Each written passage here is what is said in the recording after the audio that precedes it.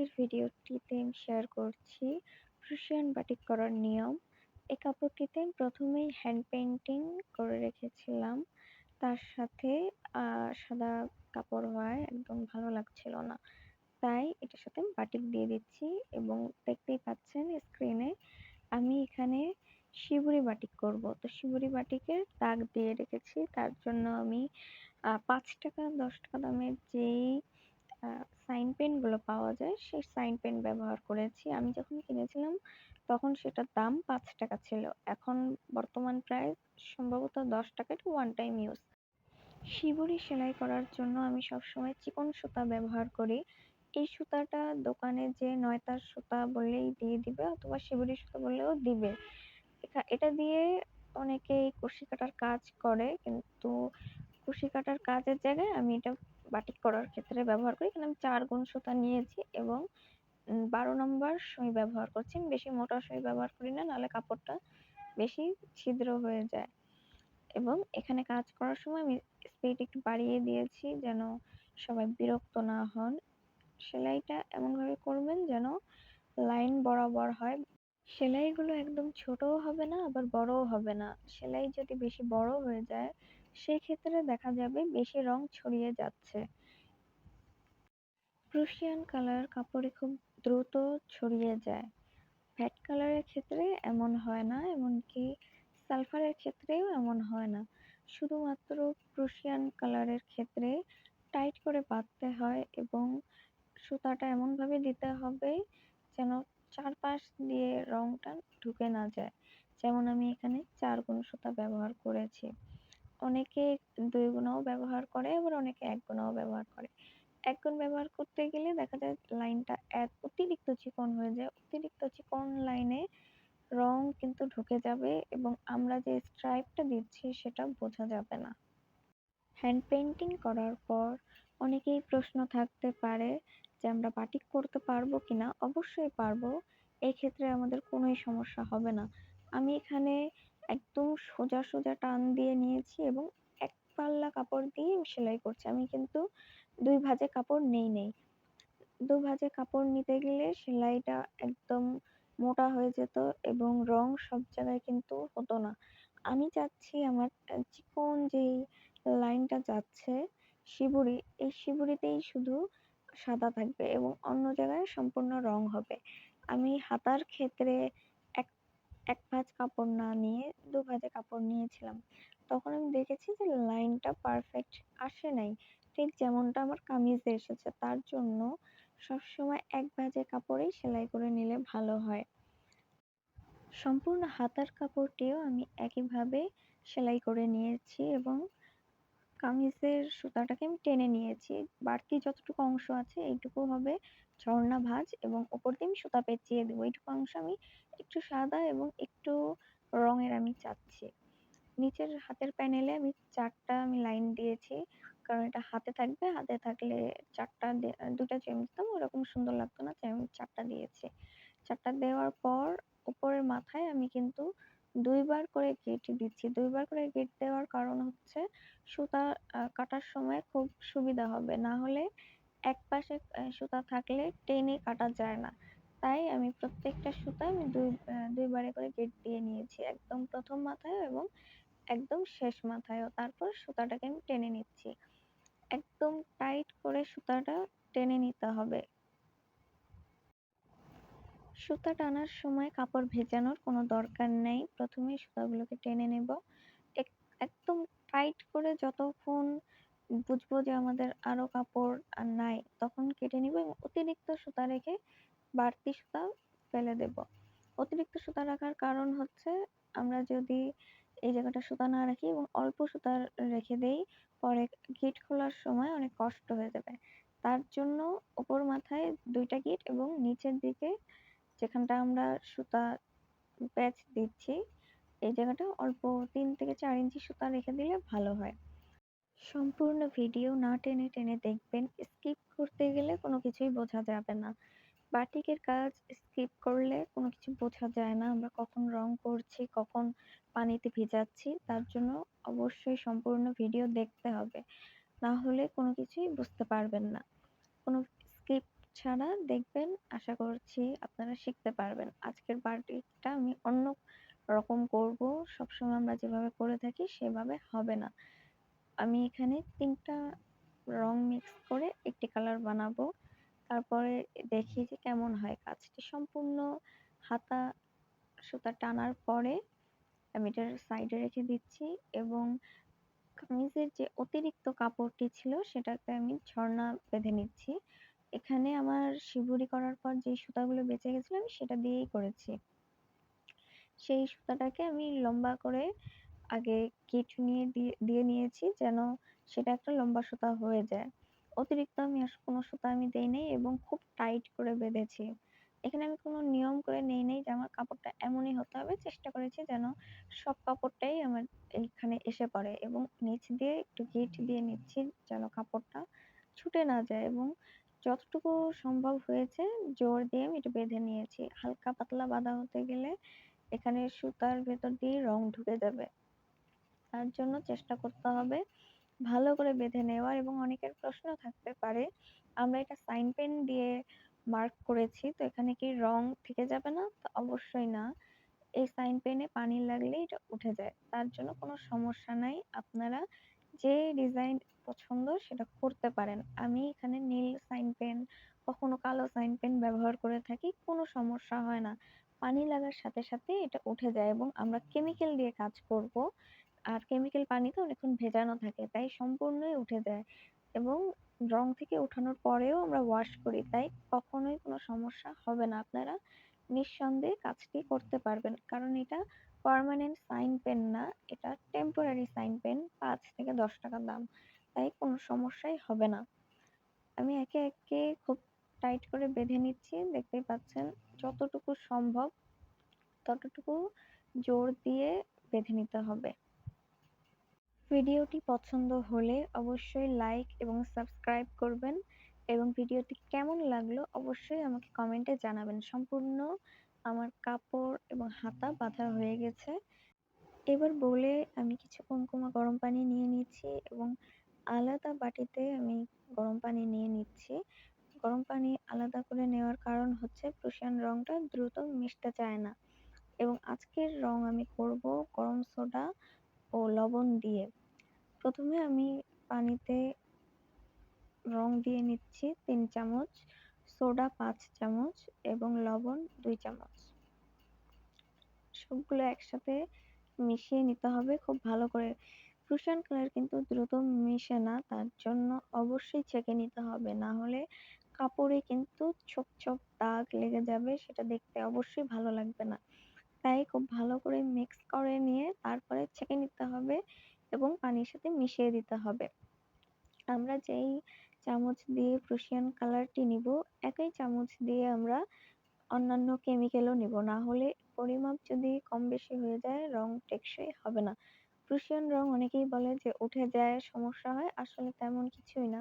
Prussian কালারের সঠিক একটি পদ্ধতি আছে, আমরা যদি সঠিক পদ্ধতি ব্যবহার না করি তাহলে তো অবশ্যই উঠে যাবে। আমি রংটাকে কিন্তু খুব ভালো করে মিশিয়ে নিচ্ছি। রং যদি আমরা ভালোভাবে মিক্স না করি তাহলে পুরো কাপড়টাই, পুরো কাজটাই আমাদের নষ্ট হয়ে যাবে এবং অবশ্যই ছাঁকনি দিয়ে ছেঁকে নিতে হবে। এটা আস্ত থেকে যায়। রংটা আমি নিয়েছি হলো কমলা কালার। আমি একটি অন্যরকম কালার তৈরি করতে চাচ্ছি। তার জন্য প্রথমে আমি কমলা কালার নিয়ে নিয়েছি। কমলা কালারটা নেওয়ার পরে আমি বোলের মধ্যে গরম পানি নিয়ে নিচ্ছি। এটা তেমন ফুটন্তও ছিল না, আবার একদম কুসুম গরমও না, তার থেকে একটু বেশিই ছিল। তারপর পানিটা আমি পরিমাণ মতো নিয়েছি। অতিরিক্ত কিন্তু পানি নেওয়া যাবে না এবং রংটাকে ছেঁকে দিয়ে দিচ্ছি। যতবার আমরা রং দিয়ে কাজ করব অবশ্যই ভালো করে মিক্স করে নিতে হবে। আপনারা দেখতেই পাচ্ছেন যে রং নেওয়ার পরেও নিচে কিন্তু লেগে রয়েছে। আমরা এভাবেই যদি বোলের মধ্যে রংটা দিয়ে দিতাম এবং কাপড় দিতাম তাহলে পাশে কিন্তু কাপড়ের অবশ্যই এরকম দাগ লেগে যেত, সেটা দেখতে ভালো লাগতো না। তার জন্য আলাদা বাটিতে রংটাকে ছেঁকে নিতে হবে এবং কাপড়টা তারপরেই দিয়ে দিতে হবে।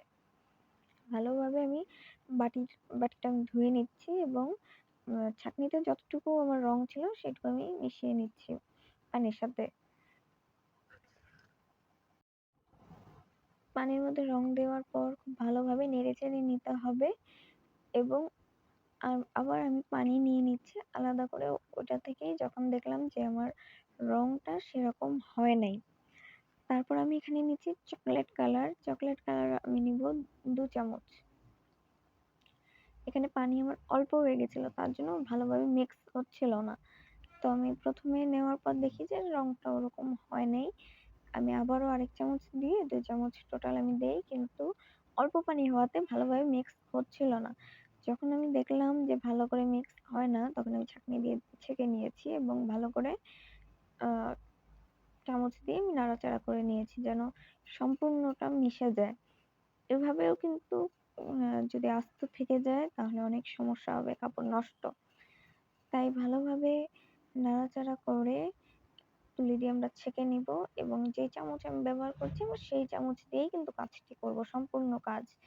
এবং বাটিতে লেগে থাকা যতটুকু রং আছে সম্পূর্ণ নাড়াচাড়া দিয়ে মিক্স করে নিতে হবে যেন বাড়তি কোনো রং না থাকে। বাড়তি রং থাকতে গেলে সেই রংটা অপচয় হবে। তার থেকে ভালো আমরা একটু সময় নিয়ে নেড়েচেড়ে নিব এবং ছাঁকনির উপর দিয়ে আমি রংটা দিয়ে ছাঁকনিটাকে আমি বোলের সাথে মিশিয়ে নিচ্ছি যেন যতটুকু রং আমার ছাঁকনিতে আছে যা যা মিশে নাই সবগুলো মিশে যায়। সম্পূর্ণ রংটা হয়ে যাওয়ার পর আমি আবারও নাড়াচাড়া দিয়ে নিচ্ছি যেন দুটি রং একসাথে মিশে যায়। তারপর আমি কাপড়টি দিয়ে দিব। কাপড়টি দেওয়ার আগে আমি কাপড়টিকে কিন্তু ভিজিয়ে রেখেছিলাম এবং কেমিক্যালের মধ্যে আমি আরো ২ চামচ বাড়িয়ে দিয়েছিলাম সোডা এবং ১ চামচ লবণ আমি দিয়ে দিয়েছি। টোটাল ৩ চামচ লবণ, ৭ চামচ সোডা এবং ৫ চামচ ৫.৫ চামচ হলো রং। পরে কিন্তু আমি ১/২ চামচের মতো আমি সবুজ রংটাও দিয়েছি। একদম কালারটা ফ্যাকাশে আসতেছিল, তার জন্য আমি ১/২ চামচের মতো আমি এই একইভাবে গুলে আমি দিয়ে দিয়েছি। সেক্ষেত্রে আর কোনো কেমিক্যাল এড করি নাই। কাপড়টিকে আমি ১ম এ ভিজিয়ে রেখে দিয়েছিলাম প্রায় ০.৫ ঘন্টা। তারপর খুব সুন্দর করে নাড়াচাড়া করে আমি রঙে দিয়ে দিচ্ছি। খুব সুন্দর একটি রং হয়েছে যখন আমি কালারটা ধুয়েছি, কিন্তু কালার ভেজানো অবস্থায় আমি ভয় পেয়ে গেছিলাম যে কেমন রং হয় না হয়। যেহেতু আমি একটু এক্সপেরিমেন্ট চালিয়েছি কালারের। প্রুশিয়ান কালার আমরা যেমন ইচ্ছা তেমন করতে পারবো। আমাদেরকে কালার মিক্সিং জানতে হবে। কালার মিক্সিং না জানতে গেলে আমরা কখনো বুঝবো না যে কোন কালারের সাথে কোন কালার দিলে কোন কালার আসবে। ভ্যাট এবং সালফারের ক্ষেত্রে আমরা এই কাজটা আমরা করতে পারবো না। ভ্যাট এবং সালফারে নির্দিষ্ট কালার দেওয়াই আছে, তার বাইরে আমরা যেতে পারি না। কিন্তু আমরা প্রুশিয়ানে মন মতো কালার করতে পারবো। সর্বমোট আমি ১.৫ ঘন্টা আমি কাপড়টি ভিজিয়ে রেখেছিলাম এবং মাঝে আমি নাড়াচাড়া করে দিয়েছি, ওপর নিচ করে দিয়েছি যেন সম্পূর্ণ রংটি হয়ে যায়। সম্পূর্ণ রং হওয়ার পরে আমি কাপড়টি ধুয়ে নিচ্ছি।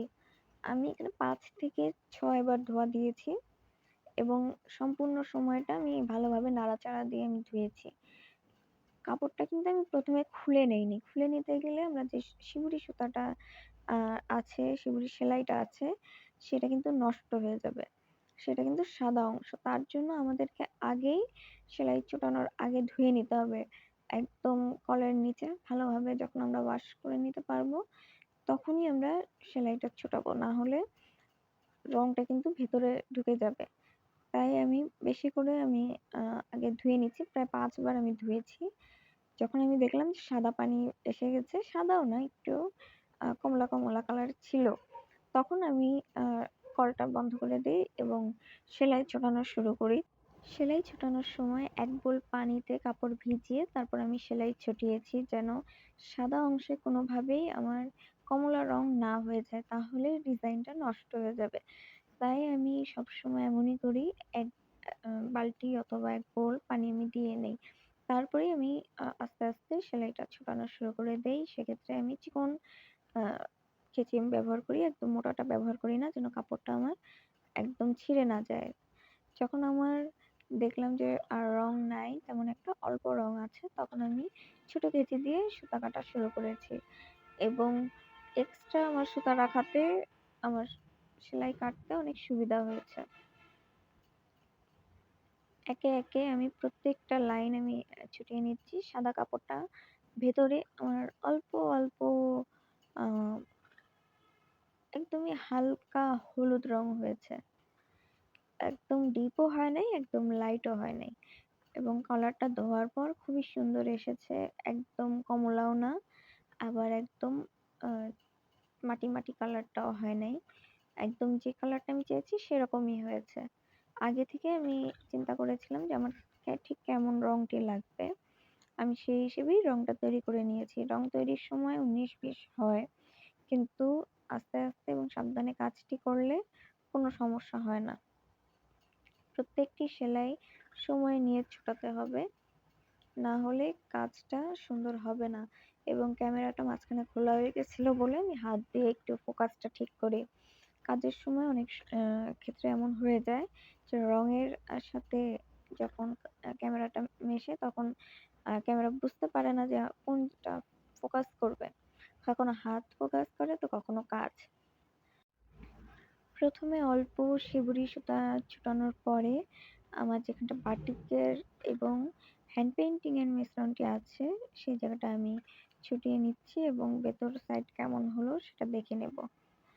এক্ষেত্রে আমি সম্পূর্ণ সুতা কিন্তু আমি কেটে ফেলছি না, আস্তে আস্তে করে সময় নিয়ে আমি কাজটা ছুটিয়ে নেব। বাটিক কাজ অবশ্যই আস্তে আস্তে করতে হবে। যদি আমরা দ্রুত সেলাই ছোটাতে যাই সেক্ষেত্রে কাপড়টা কিন্তু ছিঁড়ে যাবে, কাপড় ভেজা অবস্থায় সুতার টানে কিন্তু ছিঁড়ে যায়। আমি এখানটা একদম সাদাও চাই নাই, আবার একদম বাটিকও চাই নাই, একদম হালকা হালকা বাটিক এসেছে। এবং হ্যান্ড পেইন্টিংটা দেখাচ্ছি যে আমার হ্যান্ড পেইন্টিং এর রং কিন্তু যায় নাই। এখানে প্রশ্ন থাকতে পারে যে হ্যান্ড পেইন্টিং এর থেকে কি কালার ওঠে? অবশ্যই ওঠে না। আমি এখানে কিন্তু রঙের মধ্যে ভিজিয়ে রেখে দিয়েছিলাম 1.5 থেকে 2 ঘন্টা, তারপর আধা ঘন্টা আমার লেগেছে আমি সম্পূর্ণ সেলাই ছোটাতে। আমার এখানে কোনোই সমস্যা হয় নাই।